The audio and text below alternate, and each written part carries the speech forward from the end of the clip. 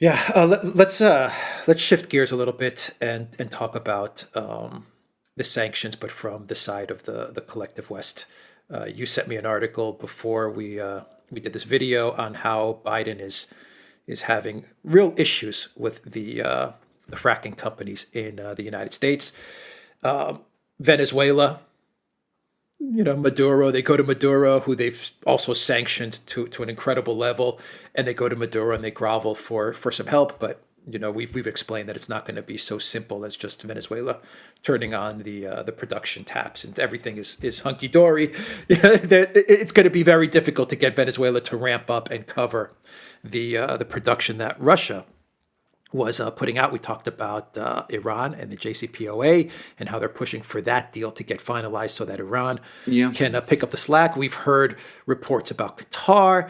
Blinken came out with a statement yesterday and said that the UAE, he was happy, ecstatic. The UAE is on board. All our problems are solved, right? For Europe and for the United States, and for him it was this big diplomatic win. Blinken, the skilled diplomat, right? And you're getting all these reports, but it reeks desperation, Absolutely. pathetic desperation from the Biden Absolutely. White House.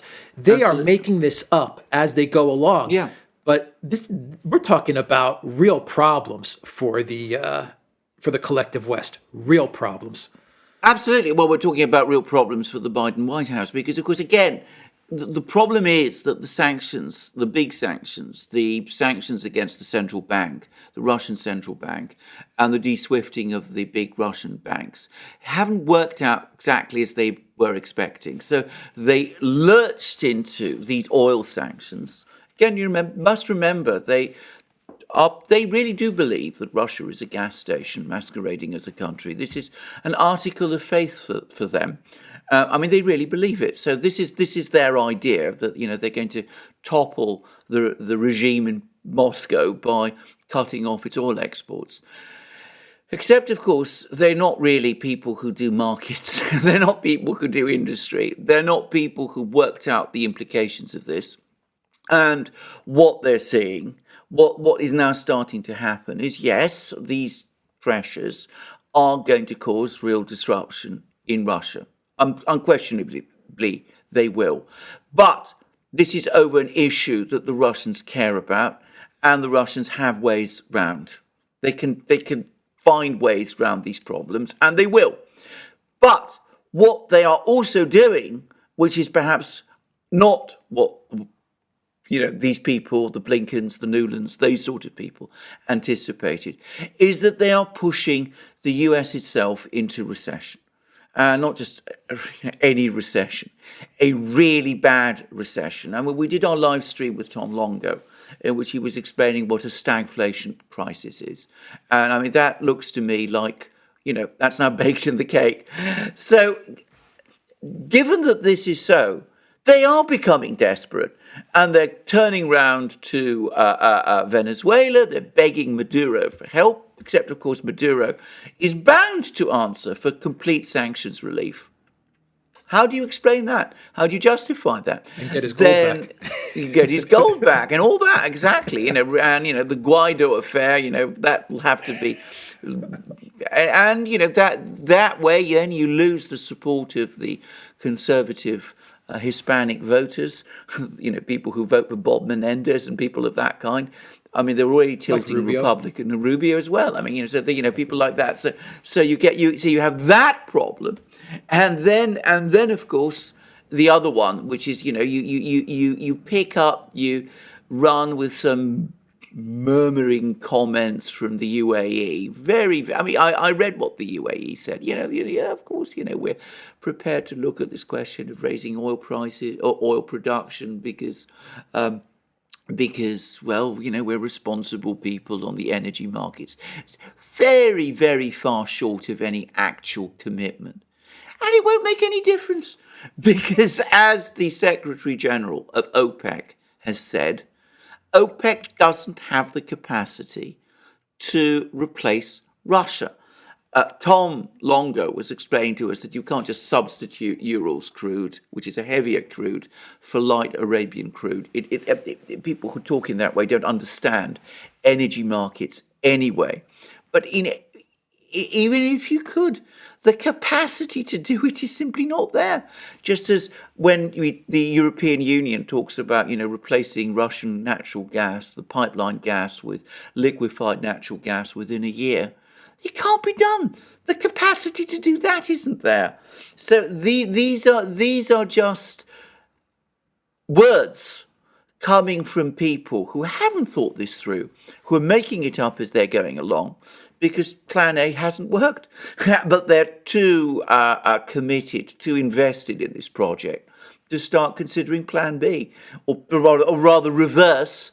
So they have to now turn to Plan B and Plan C and Plan D and Plan E, until, of course, we're not just in a stagflation, but presumably in an outright economic depression. And then we'll see what the outcome of that is. Right. So in a video that you did the other day, you said that this was very much a sanction policy from the Biden White House. This was a sanction not on Russia, but on the American people. And this was a sanction not on Russia, but on the European people. Can you explain that a bit? Because I'm inclined to say that everyone that is cheering this on, and the reports from CNN, CNN does these fantastical reports where they have the reporter in front of a gas station, and she's saying, oh, well, I interviewed people here, at this gas station, and they said they're absolutely happy to pay a little bit more for gas if it means that, they're going to stick it to Putin and they're going to show their support for Ukraine. I think, I don't know if I really buy that report from, CNN. But anyway, the people that are saying this embargo that the Biden White House has put in place is going to really, stick it to the Kremlin. They haven't realized that the only thing Biden has done is sanction the American and the European middle and working class. Is that not true? That is absolutely correct. I was actually, again, we discussed this a bit with Tom Longo yesterday, but if we're talking about Russian oil, I've looked at the market things. It'll take a while for this all to sort out. It doesn't happen in a day, but China can very easily absorb all of Russian oil. The demand from China for oil is huge. Bear in mind, it's got a population bigger than that of Europe, the United States, Canada, Japan, and South Korea combined. So it's got a huge economy, and it's a heavily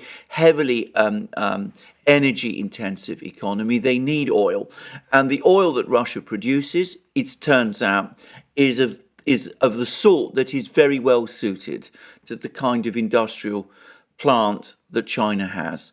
So China can absorb Russian oil. India probably will want to absorb Russian oil too. So yes, the Russians will go through a period of adjustment, but they will get there. Nobody should be under any doubts about this. What, at the same time, the Biden White House is doing through these sanctions is that it is disrupting, it's intervening in the global oil and energy market. This is a form of governmental intervention. And what that is going to result in, because this is a non-market intervention in the global energy market, it is inevitably going to lock in a permanently higher price, a much higher price.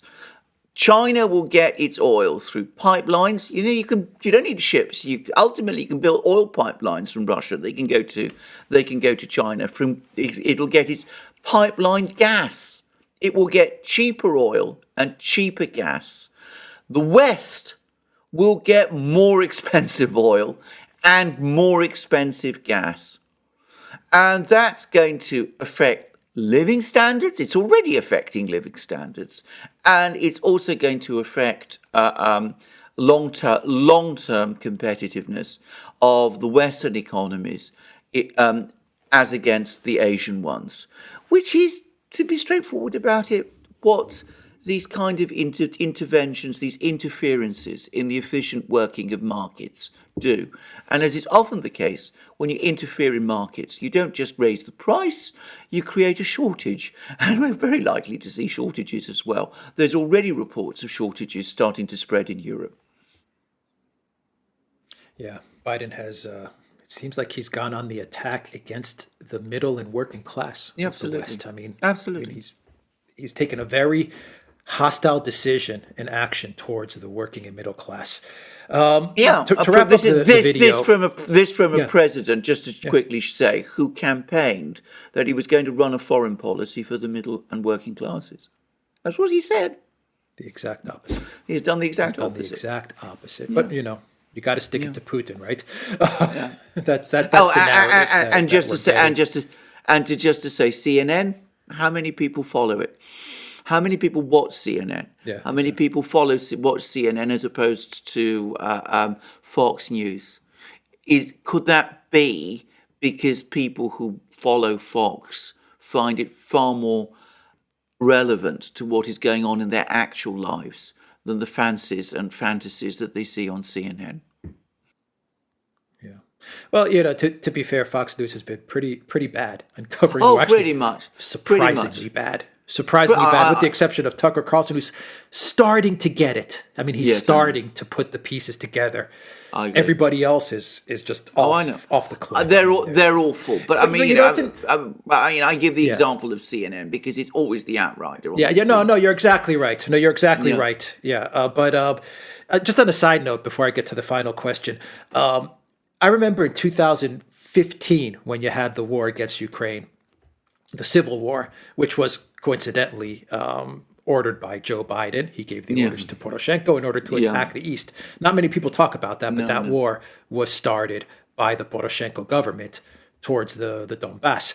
But I remember during that conflict, it was interesting to learn that all the stories that were coming out from the Western mainstream media, all the reporting, including the reporters from Fox News and CNN and Reuters, all of these people who were on the ground in Ukraine, reporting from Ukraine, they were all getting their information from the Ukraine Ministry of Defense and from the Ukraine Foreign Ministry and Communications apparatus. So all the information they were getting and relaying back to the American public or to the European public was the information they were getting from the Ukrainian side of things. And there was a ton of misinformation because everyone was thinking, the Ukraine military is destroying the Donbass and they're going to take it in a matter of days and this is a no contest. When I was looking at the information that was coming out from both sides, I was saying to myself, this militia in the East is going to win. Yeah. They're building cauldrons again. They were doing the same exact thing. Exactly, yeah. They were surrounding the Ukraine military. They were creating these encirclements and these cauldrons. And they were heating up the cauldrons, and they were getting the Ukraine military to surrender, or they would annihilate them up until you got the final cauldron, which was the Debaltsevo cauldron, in which Angela Merkel, in desperation and in panic, called Vladimir Putin, and they came up with the Minsk Accords, which, let's stop the BS. The Minsk Accords were a surrender. Yeah. That was Poroshenko surrendering to the Donbass. That is what the Minsk Accords were. They were surrender treaty, a surrender document. Anyway, you may want to comment on that because we're seeing the same dynamic. It is exactly the same dynamic. All the on the ground reporting, all the information that's coming from these big media channels, the BBC, everything, is coming from reporters who are getting their information directly from the Ukraine government, whatever that is made up of at this moment in time. And then I'll give you my last question. But you're absolutely right. And I remember going through exactly the same process. I remember seeing all these maps that the Ukrainian government, the Ukrainian National Security and Defense Council was publishing, and which the BBC was reproducing. And they were, showing relentless advances by the Ukrainian army all over eastern Ukraine and, deep into... Except, of course, then you went and looked at the detailed reports of where the fighting was going on, and they bore no relation to what the maps were showing. On the contrary, they showed that the Ukrainian advance was at a standstill. So I realised that pretty early on, actually. And the more time passed, the more the discrepancy grew. So you had reporting in the West about, the Ukrainians winning, and the reality was that, in fact, it was clear that they were losing. Now, I'm not a military person. I'm not somebody who studies maps. I don't even see maps very well. I've got all kinds of eyesight problems. But it's always very dangerous to take all your information from one side in a war. In this case, in this conflict that we're seeing now, I try to the extent that I can to compare what both sides are saying. I don't assume that either side is telling the full truth or even any, much of the truth. But if you look at where the fighting is going on, where both sides report the fighting going on, that does give you a perhaps more reliable picture. And the picture that I worked out at the time of the 2015 war was one that was bad for Ukraine, and the same is true of the picture that I'm working out this time. The trouble is, all of these journalists in Ukraine are either in Kiev or they're probably involved. I suspect most of them are in Kiev. They're caught up in the excitement of the place. They're going to the, as you said, the foreign ministry, the defense ministry. They're meeting all these Ukrainian people. They're being told all these things. But of course, the one place they don't go to places like ETHEREUM, where there's been a big battle. They don't go to, they don't try and visit the front lines near Mariupol. They don't go to places like this. Donetsk, exactly. They don't go to these sort of places where the real fighting is going on. And that's why they're getting so completely disconnected from what is happening. Now, can I just say, I can remember the days once upon a time, not so long ago, when Western journalists did precisely that. You had war reporters, real war reporters, who actually went to the front lines. And sometimes that was very dangerous for them, but they did it because they were committed to providing a truthful account of the actual progress of the war. But unfortunately, it's many, many years since I've seen them do this today. Yeah. Yeah, exactly. That is exactly right. They are not going to the places where the real fighting is taking place, and we have to say the militia, the Donbass militia, and the military in the Donbass is doing a lot of heavy lifting, and this is fact. They really are doing a lot of heavy lifting. People talk about the Russian military, but those guys in the east are very hardened and experienced fighters over the 8 years that this has been going on. Anyway, the final question is with regards to Russia and the Russian economy. How is it doing? How is it holding up? Is it going to crash? Is there going to be a regime change? Are there bank runs? Because once again, you get a lot of information coming out saying that the banking system is going to collapse. The Russian economy is going to collapse. I've heard reports saying that the Turkish economy is going to collapse from all of this and the connections it has with Russia.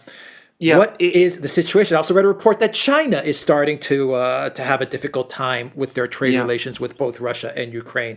What's the picture there? Yeah, I mean, all kinds of things. And again, lots of things which we can't really work out and understand. My own understanding is that obviously the Russian economy is under a lot of stress. I mean, you can't not be. But I also understand that it's coping. The authorities are doing all the things that you're supposed to do in these kind of situations. They're making sure that there's enough liquidity in the banking system to keep it functioning. It seems to be functioning reasonably well. Financial markets partially reopened on Wednesday, and they seem to be functioning again normally. Retail trade is still continuing. Industry is still growing, or rather, is still producing. Recession, no doubt. Inflation, no doubt too. But uncontrolled collapse, at the moment, it hasn't happened. And I think that was perhaps a disappointment for the people who launched these sanctions 2 weeks ago.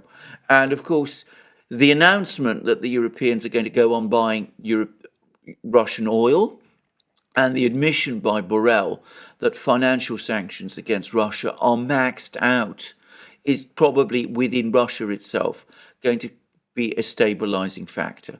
Now, there are lots of disruptions and problems across the entire global economy as a result of all of this. China is affected. Turkey is affected. China will sail through. It'll have a lower growth rate this year than it might otherwise have done, but it will sail through. I'm confident Russia will. But always remember, whatever problems these countries have, we in the West are going to have problems also. It's a misconception that there's just going to be a crisis in Russia. We are also, all of us now, going through a crisis, except that I think the Russians will cope with theirs better than we will, because they've been prepared. Let's face it, they've been preparing for it for many years.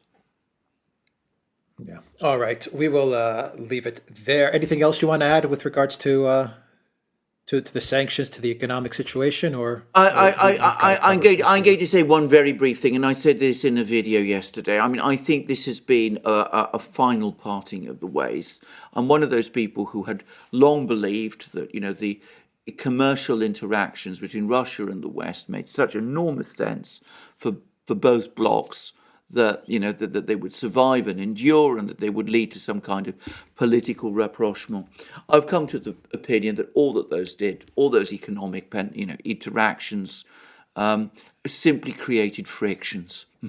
I mean, there is such a visceral attitude towards Russia amongst so many people in Europe and in the United States, more in Europe than in the United States, that having Russians buy football clubs, for example, like Roman Abramovich did with Chelsea, is far from creating goodwill, has ended up creating aggravation. So in some ways, it's a final parting of the ways between two partners who really can't get on, can't stand each other.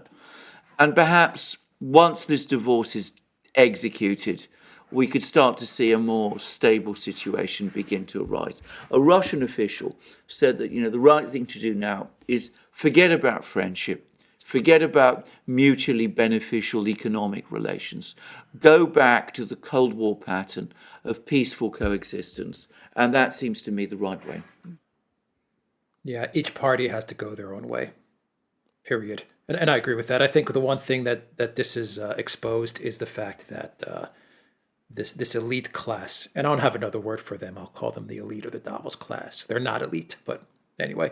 And I'm not saying the people. The people of Russia, I believe, do love Europe and the United States. They love visiting these countries, and they get along quite well. And I think the exact reverse holds true as well. The English fans during the World Cup, they loved Russia, and you saw both cultures coming together, and they were fine. There were no problems. So this is not about the people, but this Davos elite class has a visceral, absolute, built-in hate for Russians. I mean, it's undeniable.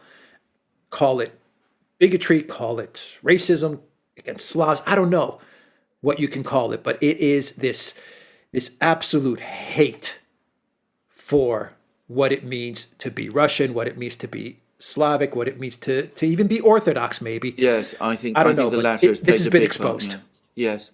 Yeah, I feel that as an Orthodox, this has been as an Orthodox Greek, this has been exposed.